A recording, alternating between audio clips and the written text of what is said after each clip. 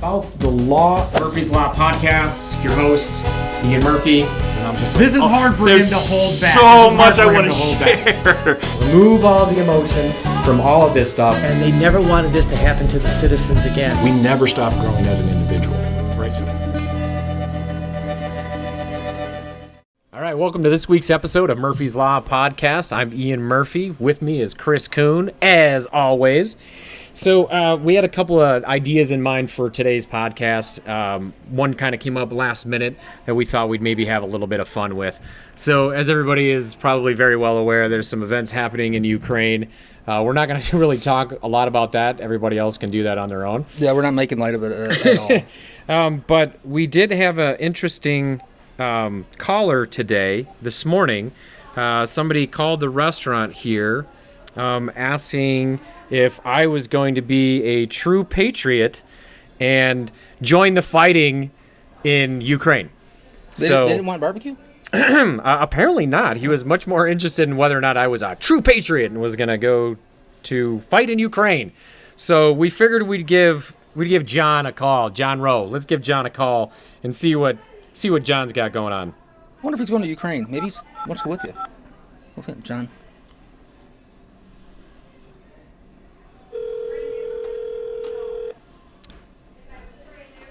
I wonder what he's thinking when he sees caller ID.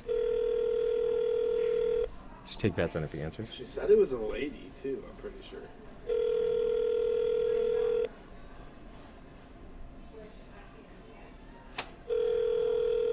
I don't think John wants to play. This is Jackie. Please leave a Oh, message. Jackie Rowe. At the tone, please record your message. Jackie Rowe. When you have finished recording, you may hang up or press 1 for more options. Hi, Jackie. This is Daryl from the Ukrainian Defense Patriotic Fund. We heard that you were interested in potentially donating. We'd like to take up some donations on your behalf, or John's potentially. If you could give us a call back at your earliest convenience at 1-900-MIX-A-LOT. Kick them nasty thoughts. Priceless. Let's see what happens.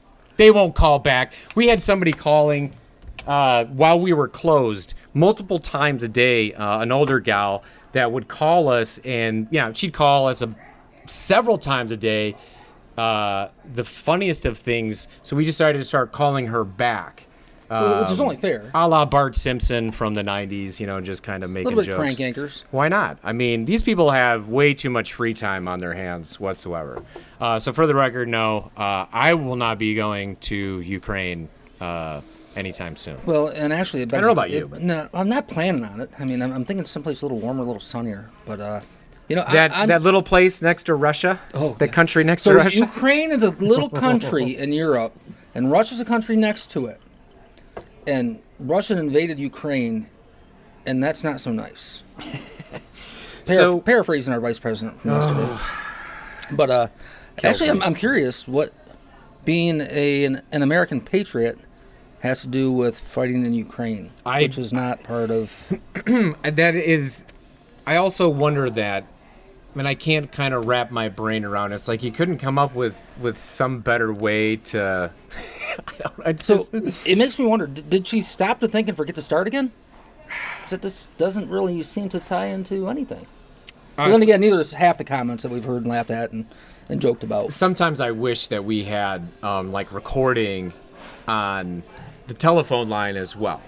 That would be that we would have content for days. That would be fun if that were. I think it's fun enough. I mean, we could honestly, if we could track back far enough, find a way to get the phone numbers to call all these people back. People aren't afraid to obviously leave their comments for everybody to see online, and so you can imagine what they're willing to say over the phone, where they know that their voices are not being recorded for anybody. Especially when they try to hide their number. That's a whole other thing. Yeah, I got text messages and phone calls and weird stuff. But the other thing we thought we'd briefly talk about a little bit is, so there's been some happenings. We recently discussed Felicia in the last episode. Yep. Yeah, so we did an episode about our local health department director resigned yesterday. The Board of Health did accept her resignation 5 to 5-2 vote, I think. 5-3, I think. Something like that. So she's out of there. They're going to be bringing in an interim health director. I do not know who he is. Nope, I'm sure never he'll heard do of an okay job. For the record, I thought. I mean, I didn't really know Lisa Peacock before any of this stuff went on, even though her name is on the 2 documents that started our whole case, our cease and desist order and our violation of the emergency order. So her name is all over our entire thing, even though we didn't take it up with her and our local health department. They were being ordered to by the state health department to basically keep track of all that stuff. Yeah, and she played a key part, at least in our area, for a lot of the restrictions and the mandates and other lawsuits, such as the Let Them Breathe. So I mean, that's a lot of the other. Definitely, that's where a lot of this vitriol at these Board of Health meetings has come from. Not from our case, but from the mask mandate that was handed down August 23rd of last year, or something like that. So there's been a lot of consternation at these open meetings, a lot of change in Board of Health commissioners. Apparently, they've all, I've watched most of them, but apparently they were really scary, and I just missed something. We talked about it briefly before that a lot of these people are not used to some of the public comments in these open meetings regarding the decisions that they're making. And unfortunately, it's, like I said before, that's just kind of part of the process. Well, it's kind of like, it shows where culture has gone, to where these, the virtue signaling and this cancel culture, where people are not used to anybody speaking out against what their thoughts are. Yeah. And even in the schools with kids and they're being keyboard warriors and bullying people. Yeah. I mean, people on these boards are not used to having to face the public and face an actual live response to their decisions. Right. And when they do, it's got to be threatening. They must be scared. Yeah, then comes the condescension, and that just... Yeah. I mean, there was the one where the attorney for the health department was just mocking all the parents that were sitting in the audience. I'm trying to remember her name off the top of my head, but she's not that good of an attorney, in my estimation. I've watched several of these hearings, and it seems like they have mastered the craft of condescending to virtually anybody. I mean, I watched them. Anybody and everybody. I watched them condescend to the judge, Judge Mertz, in their hearings. Basically telling him, what the law is, and again, if everybody practices law differently. I'm coming to find out. But boy, how about the state? And when it came to Hunter, when they essentially started off going, you know what, Judge, nothing you say here is relevant anymore. So right, and I don't think that does them any good. I mean, No. again, I'm not an attorney, but you'd think that you would want to have the judge on your side as much as possible. I mean, the psychology and some of that stuff is kind of incredible. But where we're going with this really is that so Ms. Peacock did a podcast a few days ago before the Board of Health meeting, and I got a chance to listen to it. I know you've listened to it a little bit, and kind of the central thesis around this podcast is the idea that Ms. Peacock has been singled out and harassed, and that is the true extent of why she is leaving or has resigned her position at the Health Department of Northwest Michigan. She's been in that position for a long time, 12 years. My understanding is she's done a pretty good job doing what she does. It's unfortunate that things happened the way that they did, and she took action the way that she did. A lot of parents were very upset with the mask mandate and how the masking choice was taken away from them just before school was started, which precipitated all of this activity at these Board of Health meetings, which naturally parents are upset about, their kids are upset. So, we're not going to sit here and deny that there probably was some unacceptable behavior by some folks. Oh, definitely. But, your passions were strong. And it was also about the way that she had decided to go about this. Yeah, that's my whole point is we're going to take a break here really quick, but we'll play some of the podcast and react to some of it. it's interesting to see her point of view with regards to bullying and harassment. But we're going to take a quick break, and we'll be right back. Murphy's Law Podcast.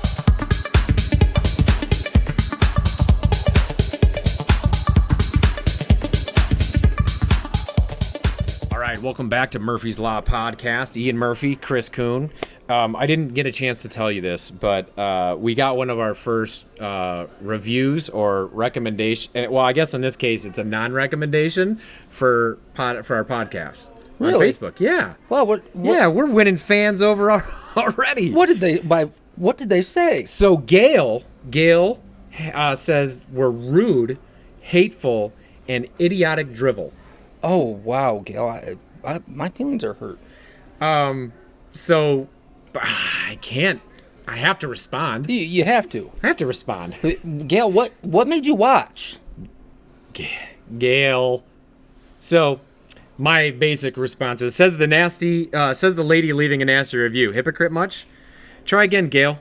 This time without so much rage, you weirdo. And then of course, a cry face gif.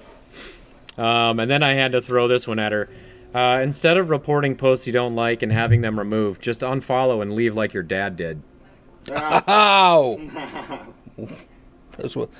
If I could drop the mic, I would right now. I'm just saying, if she's thinking that we're rude, hateful, and it's idiotic drivel, Well, and the thing is, so far, up to this point, it's still a free country. So, Gail, if you didn't want to watch, what made you stay tuned? That's what, and then continue on and leave us a and go leave so us far a as to review. just, And instead of just, I know if I see something I don't like, I just close thank goodness we're not on Yelp.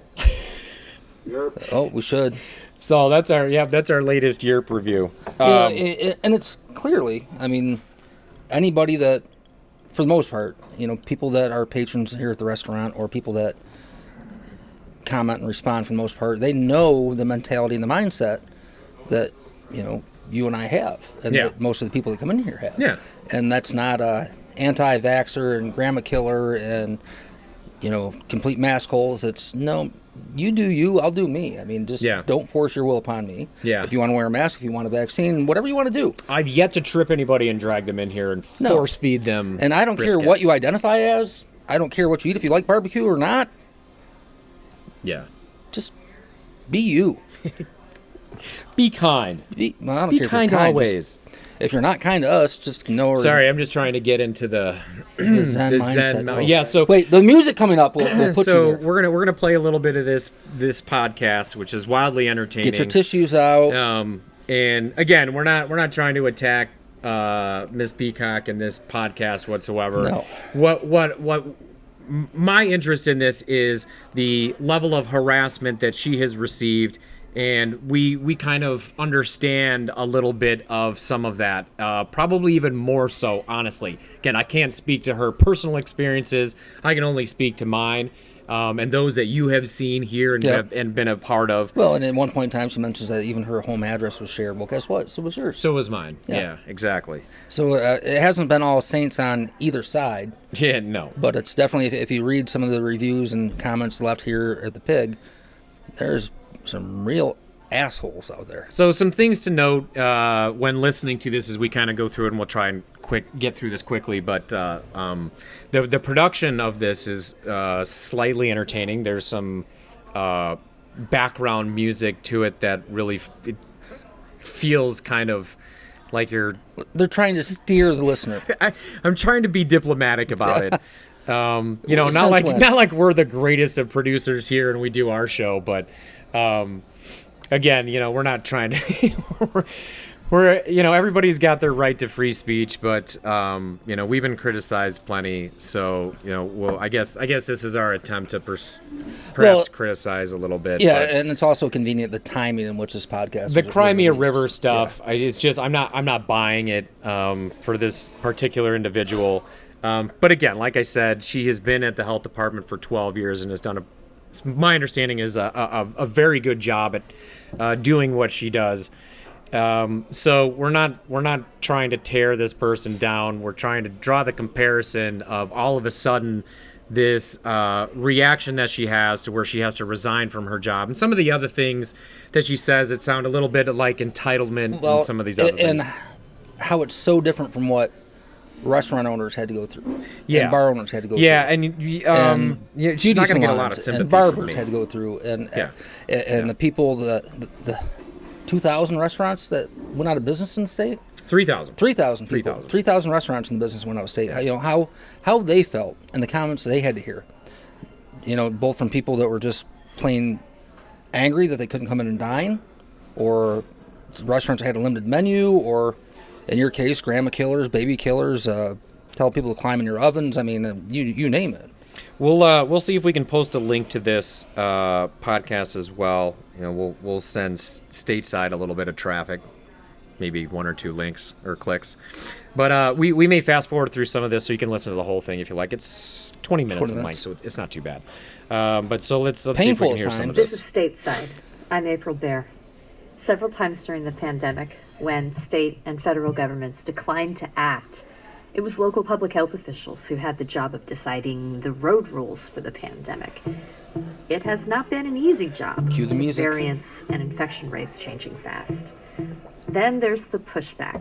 In many places, when city and county officials asked for mask rules and other guidelines, they found themselves targeted, online and in real life. Wait, you know, I didn't pick up on this before. Hold on, let me go back, because she says asked for mandates. Fast.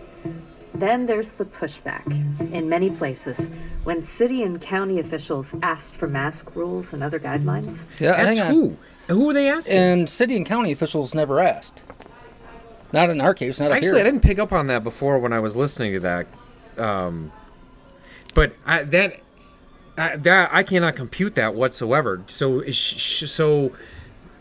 She didn't ask. She this ordered. host is saying that the health department was asking the state. No, because the state left it to the schools I'm when it came so to the mask confused by mandates. this, man. Hold on, I gotta. it has not been an easy job, with has not been an variants easy and job. infection rates changing fast. Then there's the pushback. In many places, when city and county officials asked for mask rules and other guidelines, they found themselves targeted, online and in real life. Okay, so asking. Asked. So that's not a mandate. No. Is not an ask. No, it was an order. Yeah. Okay. So I just wanted to make that clear. And it wasn't from city and county officials. That's so odd and confusing.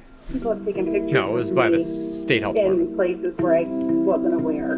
People have circulated my address, my personal cell phone number on Facebook, like Storm Lisa Peacock, here's her number. We're going to organize a group to go to Lisa Peacock's house and let her know how much we don't like this mask mandate. You start to feel terrorized. You start to feel like people are after you. Hang on. Lisa Peacock is That again, I'm not aware. You know, you and I both follow these groups and a lot of the groups she's talking about. I'm not aware of anybody trying to organize a group to go to her house.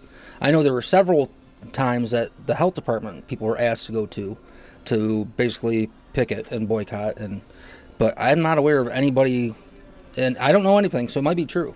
But I mean, I don't know either, and I think we were talking about this before we started shooting. That one of our Otsego County commissioners actually mentioned that at the Board of Health meeting where they were accepting her resignation letter or voting to accept it. Yep. And Julie Powers made a comment about, I haven't seen or Any heard proof. any proof of these allegations that she speaks of. And that's not to say that there aren't any. well, and I think, and I don't know as far as pictures either, but I know one of the pictures that was circulated was of I do believe someone's wedding, where she was not masked Yeah. at the start of it. And you know what? Ask anybody that has been in a position to have their picture taken at a restaurant. We've had our servers had their pictures taken without them knowing. Whether or not those pictures were before or after, the whole point is you shouldn't be taking anybody's picture. But it's so ridiculous to try and play these gotcha games. Do you remember, and I brought this up to you, there was some asshole taking pictures of my family, including my daughter, Yeah. sitting here eating. Yep. And he was clearly from someone, I'm going to call it what it was. He was working for somebody in here for a reason because he wasn't eating and was literally recording my, at the time, 18-year-old daughter and my entire family. Yeah. We, this is part of the dichotomy of what we're trying to point out here. You can't really say hypocrisy, but I guess you could. But what we're trying to present is kind of both sides of the coin. So when we're speaking of people are coming to your house, or people are taking your picture or a picture from before and trying to present it as this, we are very well aware of all of that. Not saying that any of it's okay and we got it, therefore she should get it. No. We're not saying any of that.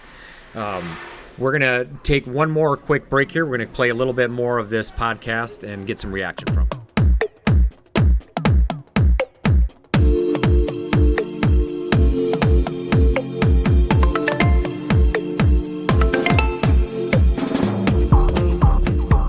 All right, we're back. Murphy's Law Podcast. We'll play a little bit more of a recent interview from the, I guess she's not really former, she's soon to be former health director. Till April 29th, that is?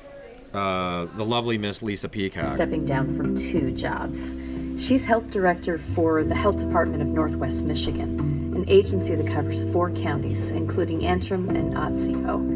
She also has jurisdiction in the Benzie-Leelanau District Health Department that contracts with HDNW. Today, she's going to tell us about the harassment that has shaken her faith in her work, leading her 2 years into the pandemic to step away. But way before anyone had ever heard of COVID, Way before. Lisa Peacock was the latest in a line of healthcare and public health workers in her family. Yep. So she's, I have opportunity to get a career, so. And not skipping past this to denigrate her by any means, but she just goes through, Her again, if you want to history listen to and- the whole thing, she talks about her long history of her family and her background, and she's more than qualified to handle the position that she's had. Well, this is not a character assassination attempt by us. No, not at all. As a matter of fact, I think it's a testament that up until the last 2 years that we didn't really know anything about her, because in the walks of day-to-day life, why would we?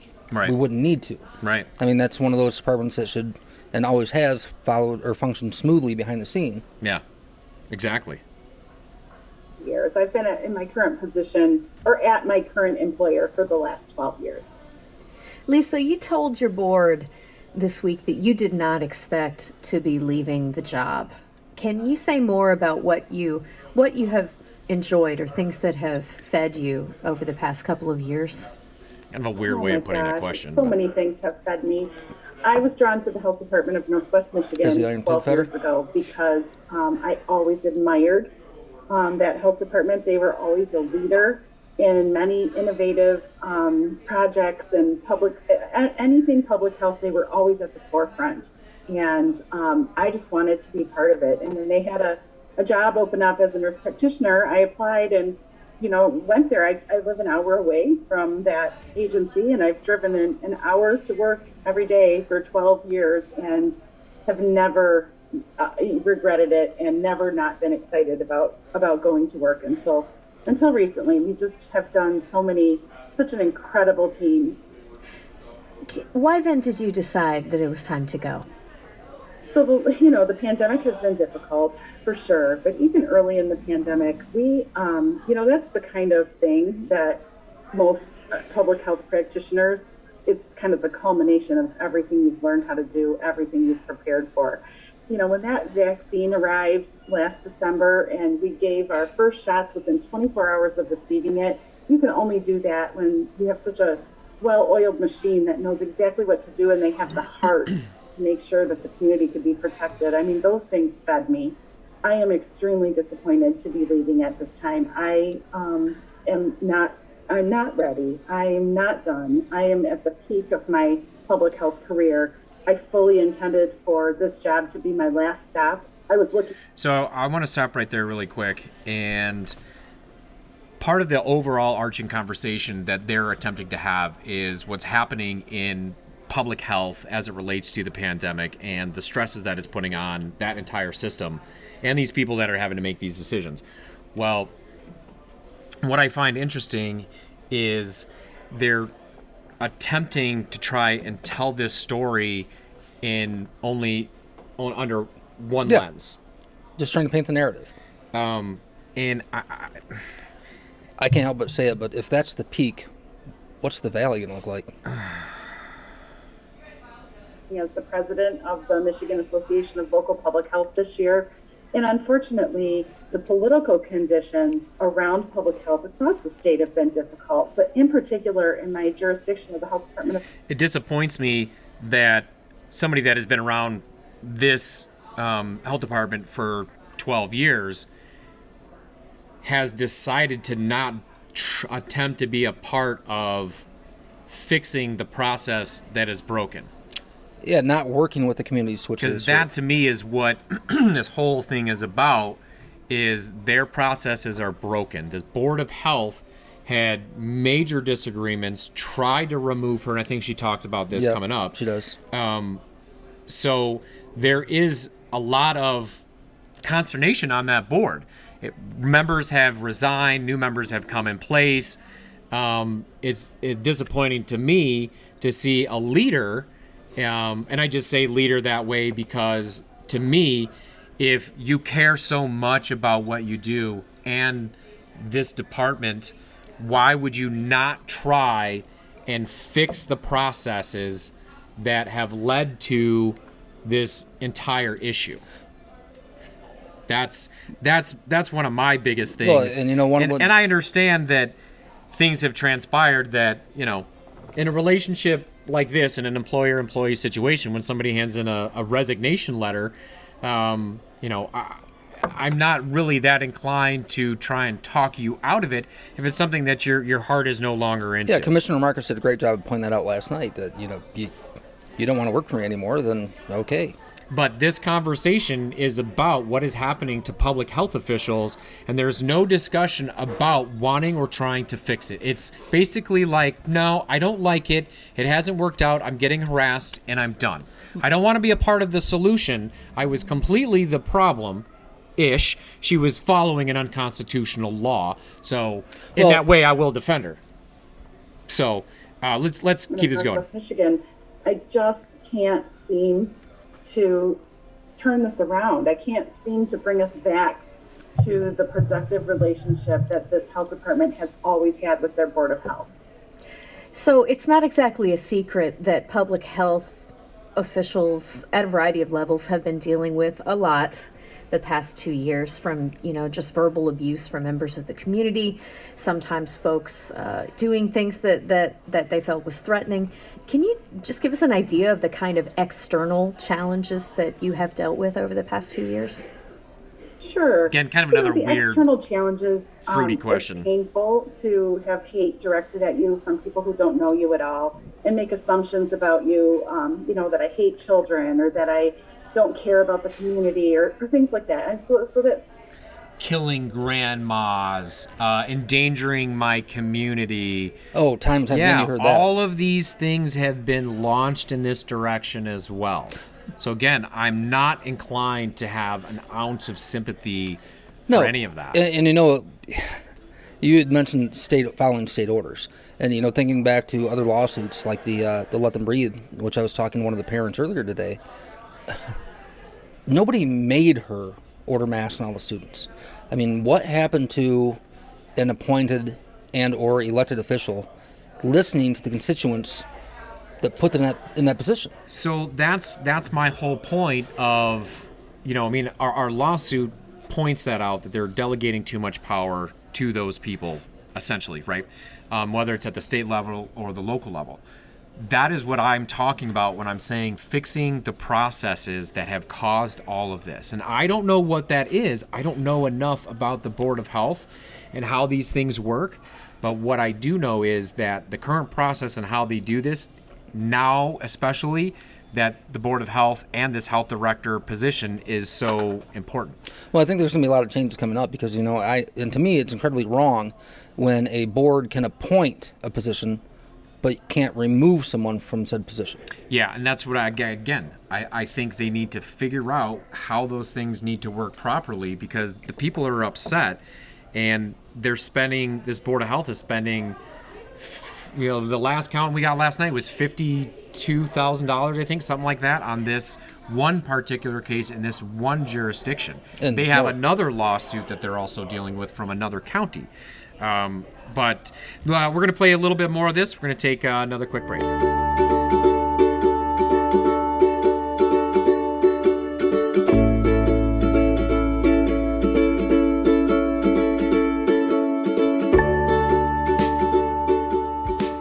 back from the break. We're going to continue on with listen to a little bit of this podcast from our resigning health board director, Lisa Peacock. To have hate directed at you from people who don't know you at all and make assumptions about you, that I hate children or that I don't care about the community or things like that. And so that stings. But I know that those thoughts and fears are coming from a place of fear. Fear for one's health, fear for one's, liberty, fear for one's privacy, fear for one's family or children. I can live with that. I can move on, and I can understand that somebody's just in a different place than I am, and it's okay. What's been so hard for me most recently is the lack of support from my employer. One of the reasons that I love both of the health departments that I serve is that we have a long-standing culture of support for our employees, and my style as a manager is to support and lift up our employees and make sure that they know that they're cared about, that they have the tools that they need to succeed, that they're properly trained, that they feel supported and know that we care about their families. And when I'm not receiving that same kind of support, and even really the opposite of that, purposeful actions to terminate me or to reduce my resources to a point where I can't do my job, I just can't continue. It's hard for me to provide that environment for others when I... So when she's referring to diminishing the resources, there was an attempt to go after funding. There was an attempt to withhold funding to the health department. Do a few other things in lieu of being able to remove her from that board. Whether you agree with it or not, that was the mechanism that they were trying to use, the purse strings approach. Yeah, and for those that don't know, so it came out in all this that each county has the ability to withhold funding to the health department. So there was a lot of discussion with our board of commissioners as well as other counties had the same conversation. And what's surprising when she talks about lack of support is it's not surprising. It's how our system works, to where when this board, which is made up of 2 county commissioners from each of the 4 counties, they're listening to the constituents. They're listening to the people to which they serve. Right. So their decisions are based on what they're hearing in their communities. Right. So when she says she doesn't have support from her board, the board's doing their job. They're listening to the people that they're put there to serve. Right. And sharing their thoughts and opinions. And I don't know if it's her not fundamentally understanding how, the simplest form of representative government works at the local level. I don't believe that to be true. She's a smart gal. Yeah, she's been doing this a while. But that is essentially what has happened, is the decisions that she made, whether unilaterally or bilaterally with Dr. Meyerson, it's the same thing either way. They used what is now an unconstitutional law in order to enact the mandates in the fall of 2020, and then the mask mandate in late summer of 2021, which is when things really heated up. And that's really what heated it up, right? It wasn't anything that we did. It was the fall mask mandate, August 23rd or whenever that was. No, and the whole time, and I remember being in a meeting here when you were talking to the parents and advising them that the way to fight this is not with emotions, not with anger. Find the flaws in the process.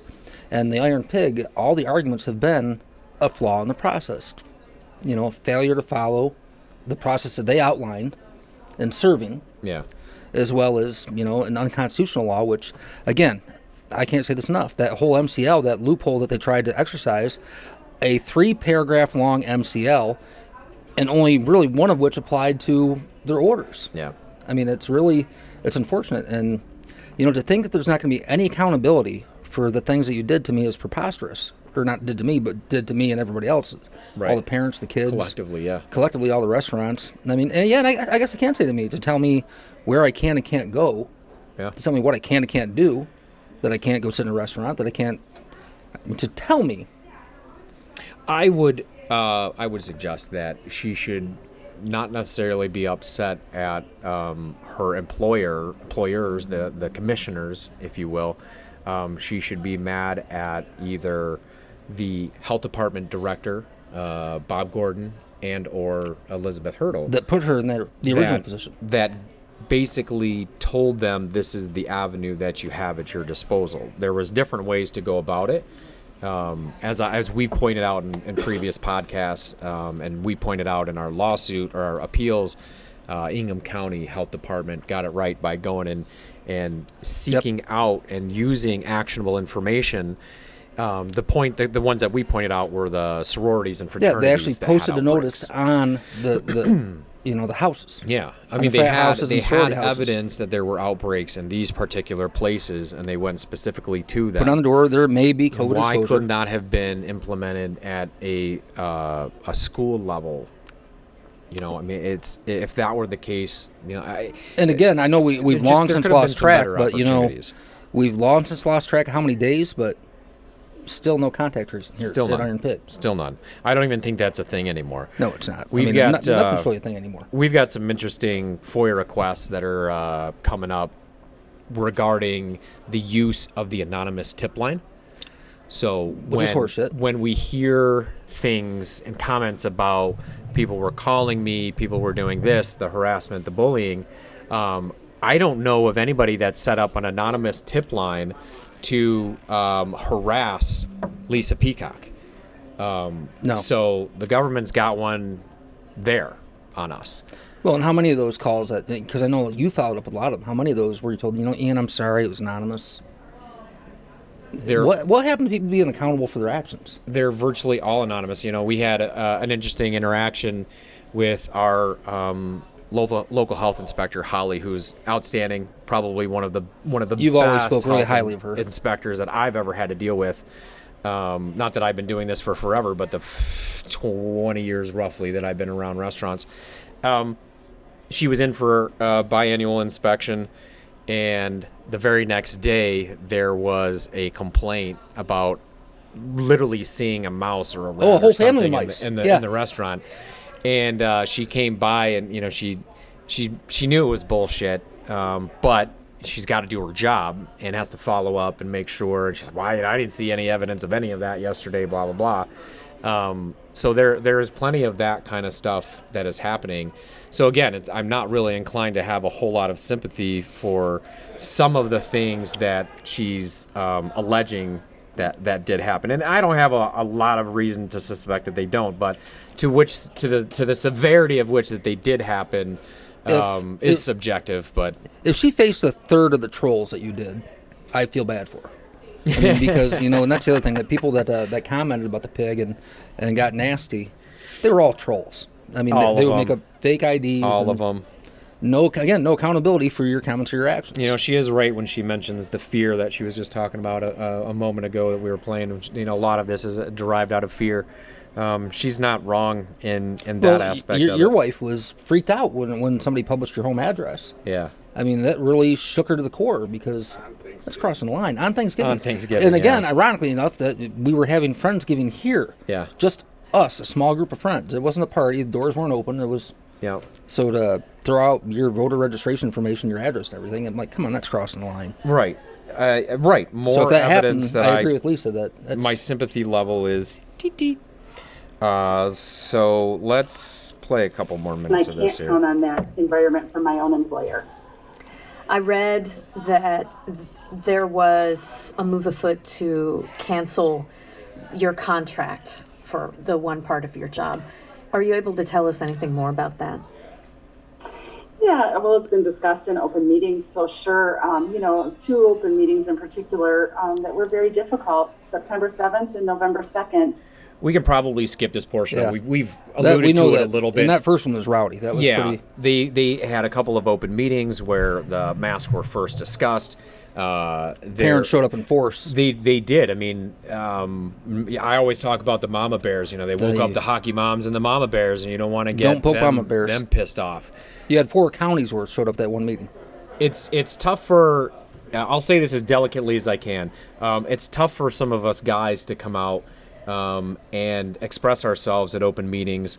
Sometimes they think that we're angry. You know, when we're loud means angry, and even not just us guys. I mean, a lot of these women that have gone to these meetings, they are being berated because they're loud and they're loud and angry. It's like, it's not the same. And some of them have even been labeled as terrorists. Yeah. well, there's a superintendent downstate that's in a lot of hot water for looking up social media accounts. There's a lot of superintendents who are in hot water. Doing some stuff. But let's take a quick break, and we'll be right back.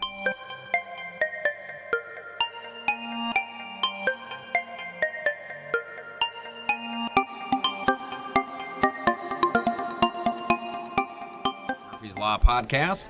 Let's keep going here. Those things add up, and they're traumatizing, and it's had a serious impact on my health. It's had a serious impact on my family. I have 4 children who are adults and live in different areas. They continue to watch the local news. They continue to be part of these Zoom meetings. My 80-year-old parents watch these Zoom meetings. Why? And it's time to say That's so enough is enough. traumatizing. I thought Why are that they too still when I heard it. watching? Lisa, you said that at one point you decided to just take a couple of weeks and that you have suffered health impacts because of this. Can you just describe what it's like to be living with that level of stress? I want to point out that, Can you just tell me? Here's the couch. Can you just tell me the level of stress Again, that you have endured the from music your is- the government music paid is the job best. for the last 2 years? well, and I want to point out again that things really ramped up. Medical paid leave. Come on. Yeah, that ultimately when things really got fired up as a result of that meeting in September where, the Charlevoix library was, flooded with parents, mama bears. From that point forward, everything was based on her decisions. Right. Her decisions. Those were not ordered by the governor. The governor at that point said, let every school district decide on their own, develop their own plan of action, to which every school district in the 4-county area did. But she individually forced that into place. So there's something that we're gonna talk about in a later podcast down the road, and it's the idea of scientism and scientocracy, if you will. Yes. That Science versus propaganda. Science is the end all be all of any decision making process whatsoever, right? On top of the fact, the air of entitlement that comes along with, and we've seen it, I saw it last night at the Board of Health. I have a degree, therefore I know better than you. That sort of thing. And then on top of the fact, you start to add in this adulation of scientists. We've seen plenty of people that adore Fauci. Yes. When you have an embroidered pillow of a doctor behind you, there's something going on there that is new. And when that doctor contacts Topps and asks them to make a Fauci baseball player card because he threw the first pitch, that's when things have changed. I remember Aaron Rodgers said it best because Aaron Rodgers, if anybody that's been following this, faced a fair amount of heat for his comments regarding COVID and vaccinations and things of that nature. And he was one that brought up a good point that the second you stop questioning science, it becomes propaganda. Yeah. It's no longer science. There's just become this new move, in my opinion, moving towards the idea of a scientist or a doctor putting forth information, and you cannot question that information solely based on the fact that Dr. Bob said that he did this study, that study, and you cannot question it because a scientist put it forth. And to me, that is completely counterintuitive to exactly what science is. Science is the question of everything. Well, and look where the last 2 years has taken us. If that be the case, it started off, we're going to eradicate COVID. 15 days flat in the curve, we're going to eradicate. So now all of a sudden here we are to where, okay, COVID's not going anywhere. We just have to learn to live with it, which is what, certain people have said all along, that we just have to learn to live with it. It's not going anywhere. The strains are getting weaker and weaker. It's going to come back every year. We're just going to have to deal with it and be okay. Well, that's because the last 2 years of science. And it's ironic, though, that a lot of those same people were the ones that started off in the beginning saying, follow the science. Right. Well, certain people have been all along, and the science has changed monthly, if not weekly. Well, you know what's really the science that's really changed is the political science. That's the political part. Is it That's ironic? that might be a new T-shirt. Write that down. Do you think it's ironic that the CDC mask recommendations came out less than a week before the State of the Union? Don't even get me started on that. Let's keep rolling through this here. Ken, people have taken pictures of me in places where I wasn't aware. People have circulated my address, my personal cell phone number on Facebook, like Storm Lisa Peacock, here's her number. We're going to organize a group to go to Lisa Peacock's house and let her know how much we don't like this mask mandate. You start to feel terrorized. You start to feel like people are... We at one point, and I don't know this to be true, but even at the mere suggestion of it is really disgusting. Somebody left us a message threatening that there was a Facebook group of COVID positive people that were planning to come to the Iron Pig. Oh, and I remember the comments of, I hope you get COVID and may you die. And I read, I think it was on the... I hope you get COVID. I mean, that's an easy one, but to come up with the idea that there actually was or is a Facebook group of COVID positive, that doesn't even make sense. I like the ones that say that you should be denied. Gross. I'm a nurse and you shouldn't get treatment. Oh, yeah. Those are good ones. Just weird. Or Counterintuitive. after you. When I took that medical leave, I turned off every Paid medical leave. type of location services that I had. My Peloton bike, Your Peloton. What? Does anybody else think about it the same way I do? Yeah, your Peloton.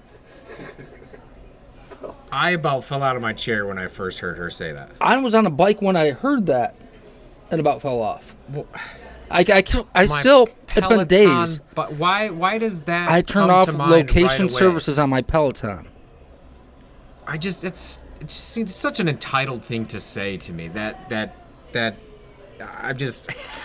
I don't have one. Do Pelotons have location service? Because, as far as I know, they're in your house. They don't move. That whole comment baffles me, dude. These have location services. The whole comment baffles me. Let's listen to it again. Hold on. Yeah.